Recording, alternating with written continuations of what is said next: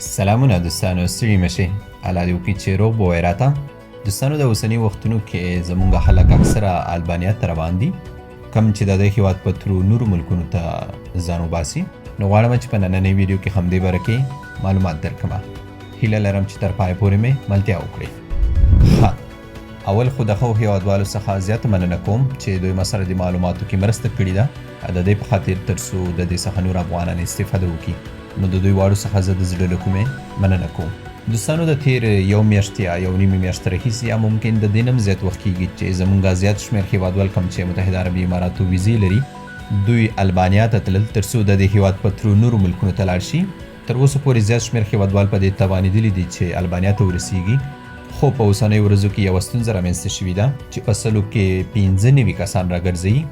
د دغو کسانو واړه اسناد لکه ویزا، پاسپورټ، دوه طرفه ټیکټ، د هوټل بوکینګ، ټراول انشورنس او د هوټل انوایټیشن کارت، دغه واړه اسناد د دوی برابر وي، خو بیا هم دوی ته اجازه نه ورکوي کېږي چې البانیا ته داخل شي. ځینې کسان دوبۍ ایرپورټ څخه راګرځي. یو ملګري ما سره معلومات شریکول، دی تېره شپه توانېدلی و چې البانیا پورې ورسي، خو د البانیا ایرپورټ نه واپس اماراتو ته رالېږلی دی. نو ما د خپلو واړو هېوادوالو څخه هیله دا ده، کوم څوک چې غواړي چې البانیا ته لاړ شي، هغې په ترو نورو هېوادونو ته، نو دوی د اوس مهال دې هېواد ته د تللو کوشش نه کوي، ولې چې زموږ په لسګونو کسانو په زرګونو درهمه تاوان وکړو. نو زه نه غواړم چې دوی دغه محنت باندې ګټلې پیسې بې ځایه لاړې شي. البته کوم څوک چې پارټنر ویزه ولري، بینک اکاونټ هم ولري، څه نه څه انګلیسي باندې هم خبرې کوی شي او د ده لباس هم پروفیشنل لباس وي، نو ممکن دغو کسانو ته اجازه ورکړی شي. خو نور زموږ کوم هېوادوال چې دي، دوی ته اجازه نه ورکوي.